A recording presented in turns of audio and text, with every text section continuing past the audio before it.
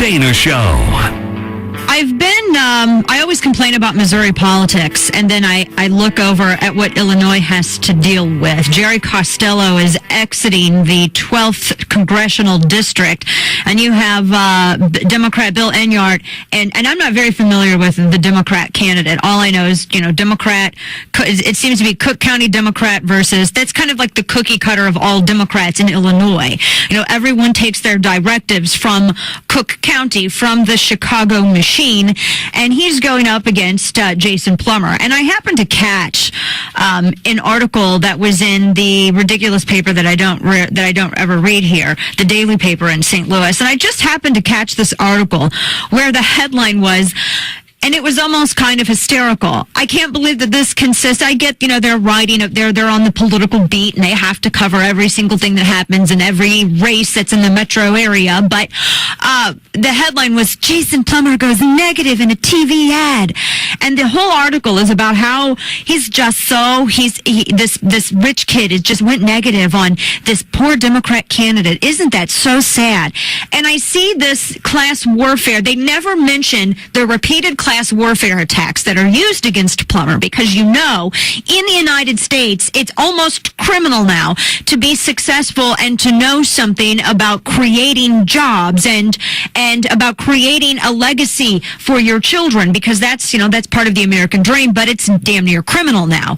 No, there hasn't been a single article that I've noticed that has discussed all of the negative class warfare Marxist themes attacks that I've seen used against Plummer. But heavens to Betsy, he goes negative in one ad, and it's a headline. And joining me right now on the phone is the Republican candidate for Illinois' 12th Congressional District, Jason Plummer. Good afternoon to you.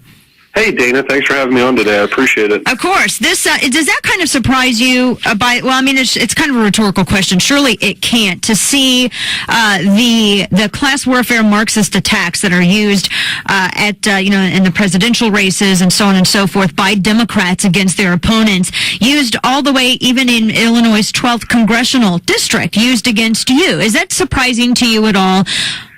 Well, it doesn't really surprise me. I mean, if you look at the record that they have to run on, it's not much of a record. So they're going to have to figure out a way to make some inroads and make some noise, and they're going to do it by running negative, class warfare, divisive type of politics. It's kind of interesting, though. I recall the article that you're referring to, and we didn't even realize that the TV commercial we did was negative. I mean, if you look at it, all we point out was the guy says that the jobs environment in President Obama is getting better, which it's not. My district has a double-digit unemployment rate. And then we point out that the guy is a career trial lawyer. And if he thinks pointing out what he does for a living is negative, it sounds like a personal problem to me. Yeah, I've noticed that the St. Louis City Daily always has a problem, and they always think a Republican goes negative whenever they point out the inaccuracies of anything that comes from a Democrat's mouth. And I remember Bill Enyart thinking that, or saying, he basically was echoing what President Obama said about how the private sector is fine. Well, from where I look, and I'm sure you see this in Southern Illinois as well, I mean, here you have unemployment, it's over 9%. It's over the national average even. So I'm not Our district unemployment's 10.3%. Oh, it's even higher than that. Wow.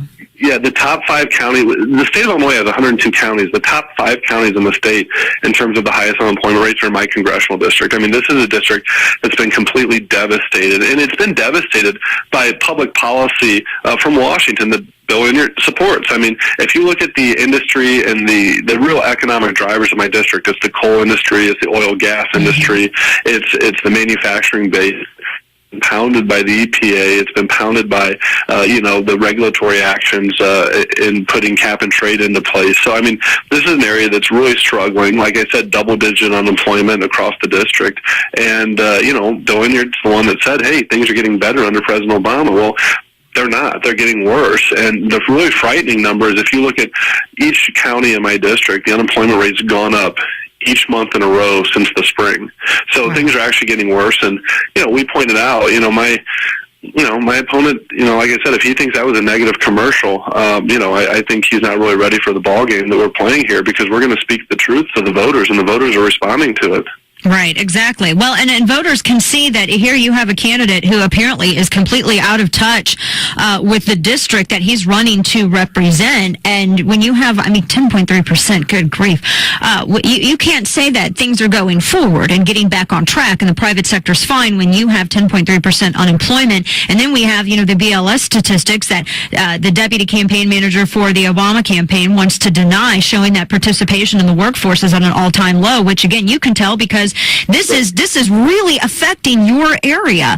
I wanted to ask too, going this, what have you heard from people in your area? Because you combine the realities of unemployment with the realities that they keep hearing from Bill Enyart and the Democrat machine about how they didn't build, their businesses. What do you hear from voters in your district about the messaging that's coming from the Democrat campaign? Well, look, the voters are frustrated. They feel that their voice isn't being heard. They feel that the issues that could really improve their lot in life right now aren't being addressed. They hear people talk about all these sideshow issues, when at the end of the day, I do town halls in every county. I do meet and greets in every county. All I hear about is jobs. What can we do to improve the job situation? I hear it from the farmers. I hear it from the coal guys. I hear it from everybody, and it's true. And hitting on the way you open the show here, when you say that my opponent's out of touch, he clearly is out of touch. But you were talking about Cook County. I'm running against a guy who attacks me for being a successful businessman, when this guy and his wife made almost $400,000 a year last year collecting public pensions, including Cook County pensions, St. Clair County pensions, Illinois Municipal Retirement Fund. These people have made a hobby out of collecting public pensions, and they say that we're the ones that are out of touch. You find me a person out there that collects the type of money that these people collect from the taxpayers, and, then I'll listen. But, we're out there meeting with the voters. They respect the fact that, our family has, worked hard. We've been pretty lucky and successful, but, as I talk to voters all the time, there's a lot of these voters that have known my family for a long time, and, we're a generation removed from poverty. Right. And my parents, they were fortunate. They got to go to college on scholarship. They became teachers. After teaching for a while, my dad decided he wanted to go in the lumber business, and we've been pretty successful. We worked really hard. We've been, blessed with very good employees and very good customers and very good suppliers, and we built a business. The government didn't build it. We built it. We employ over 1,000 people in this area, and the voters really get that if you're going to have someone that's going to fight for jobs, that's going to create jobs, it's going to be someone that's done it in their real life. It's someone that knows how to do it, and the voters appreciate that. And, to be attacked by someone who's a trial lawyer who came up through the public sector. It's the difference between the private sector and the public sector. Well, it's amazing. No, the guy, he was a trial lawyer in Belleville for 35 years. His wife's a retired St. Clair County judge. But even though that, he spent all this time suing businesses, they've been able to cobble together multiple public pensions that they've made, like I said, almost $400,000 off of last year. And one of the things that, I see Bill Enyart discussing, something that Claire McCaskill is getting hit quite hard for here in Missouri, is kind of the rubber stamp. It's like the rubber stamp agreement of Barack Obama on energy. And this is, Illinois is in the same boat as Missouri when it comes to the coal industry, coal jobs, all of that. And here you had Claire McCaskill, which supported this MACT rule, which would have shuttered, thousands of coal plants. And Bill Enyart's just a rubber stamp right along with it. That 10.3% unemployment looks to go even more unless Bill Enyart kind of has a come-to-Jesus moment on the realities of the EPA regulations and how it affects jobs in your area. Well, yeah, Bill Enyart, he's a very liberal guy personally, and when he came out of the gate in this campaign, it was kind of interesting. This is a district that 20 years ago, we had 37 operating coal mines. Today, we don't even have 10. And no one would question whether or not Southern Illinois has run out of coal. Well, Bill Enyart comes out of the gate. He's okay with cap and trade. He's okay with, the EPA's new rules on coal dust. He's okay with a lot of these other things are taking place. And now he's tried to shift gears. And he says, well, there may be some things wrong with cap and trade, but by and far, it's a good thing. These people are liberals that are trying to run as conservatives in Southern Illinois. And I think the voters of Southern Illinois have finally figured out what's going on, and they're ready to tell these people no. You cannot put a person in office in Southern Illinois, and they cannot seriously say they're for jobs when they're going to be a rubber stamp for Nancy Pelosi and Barack Obama. And Bill Lanyard has said he's going to support Nancy Pelosi and he's going to support Barack Obama. And the Southern Illinois voters are going to say, well, we're not going to support you. Last quick question I want to ask of you, because one of the requirements that I've seen a lot of grassroots folks make of candidates is they want to see them be aggressive, not just be a bench warmer. On what, just one issue in the House, what would you look to be most aggressive on? Oh, I think you'd see me be very aggressive, specifically in shrinking the size and scope of the federal government. I think the best way to do that is to go after some of these bureaucracies. I mean, look, we've been talking energy, ag is very big in my district. The Department of Agriculture has more people working for it than we have farmers in the United States. Yeah. Think about that for a second. I mean, you got the EPA, you got the Department of Labor that are crushing our small businesses. I mean, you got the Department of Labor trying to regulate whether or not 15 and 16-year-old kids can work on a family farm. Well, look, there's not a room I walk into in Southern Illinois that when I say, when you were 15 and 16 years old and you worked on a family farm, raise your hand, that almost every hand in the room doesn't go up. I mean, this is the culture of Southern Illinois, and these people are trying to take it away from them, and we're not going to let that happen. We're going to roll back the federal government. We're going to let the people of Southern Illinois do what they do best. We're going to let our teachers teach. We're going to let our doctors take care of patients.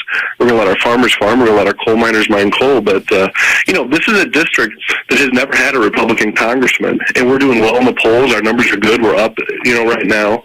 And the Democrats are very nervous. That's why they're throwing all this mud. That's why they're attacking, me personally, my family personally. That's why they're attacking a lot of people, because they have nothing else to run on. They know we're right on the issues, and we're not going to stand here and, be a punching bag. We're going to make sure that we defend ourselves, and we make sure the voters know when they go vote who Bill Lanyard actually is. And let me tell you, he doesn't like to talk about that. If he does, he'd show up and debate us a little more often. Yes, absolutely. Well, Jason Plummer, keep up the good work, and we will keep we'll keep watch over this race, and I know we'll be talking to you again soon, and maybe your opponent will grace our show with his presence. I doubt it, but maybe we'll see. Hey, I appreciate it. I encourage your listeners to take a look at our website at jasonplummer.com. We'd appreciate their support. Thanks so much, Jason. We'll talk to you again soon. Take care.